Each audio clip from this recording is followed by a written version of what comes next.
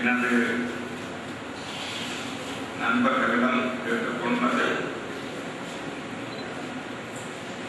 எமக்கு இன்று செய்ய வேண்டிய ஒரு கடமை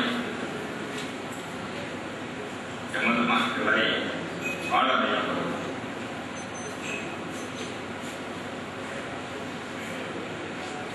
அந்த கடமை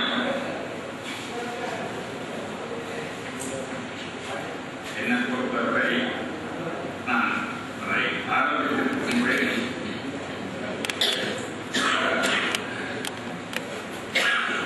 கூடுதலாக வன்னியில்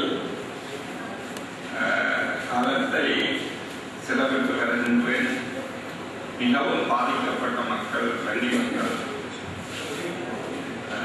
எனவே அந்த மக்களை முதல்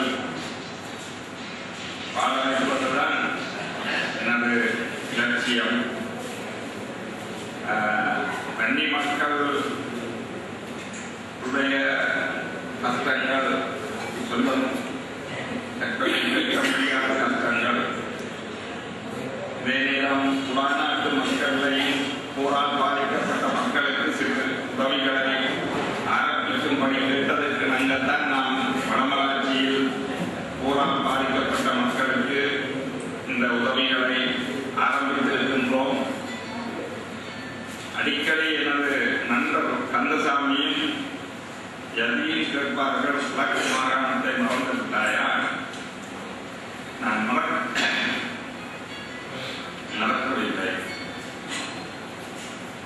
கிழக்கு மாகாணம் இந்த தடவை நடந்த சூறாவளியை விட மோசமான சூறாவளியை பல்கலைக்கழகத்தில் நான் படிக்கும் போது சந்தித்தேன். அதற்குரிய அங்கு செல்ல முடியாவிட்டாலும் நண்பர்களோடாக எமது கடமை நாம் செய்கின்றோம்.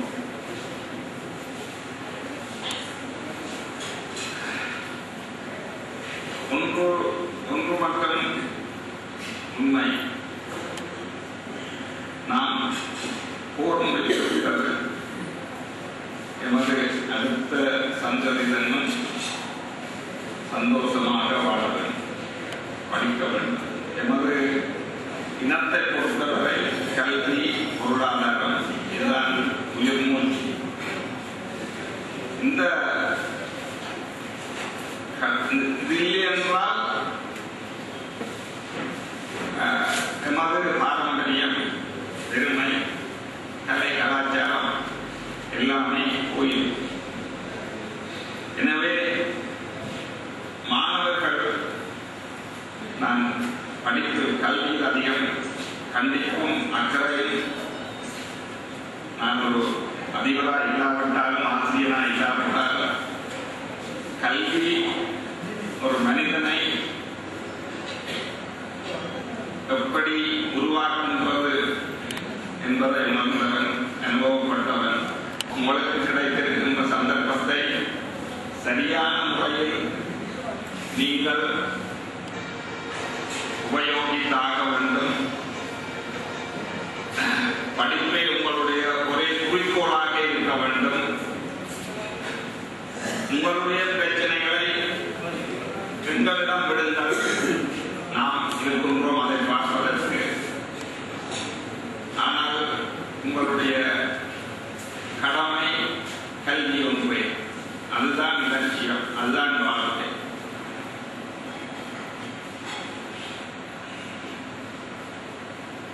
எத்தனையோ பிரச்சனைகள்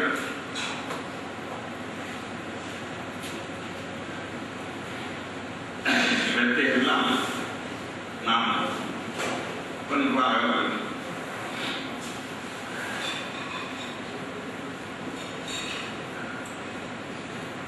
உங்கள் ஒத்துழைப்பில் தான்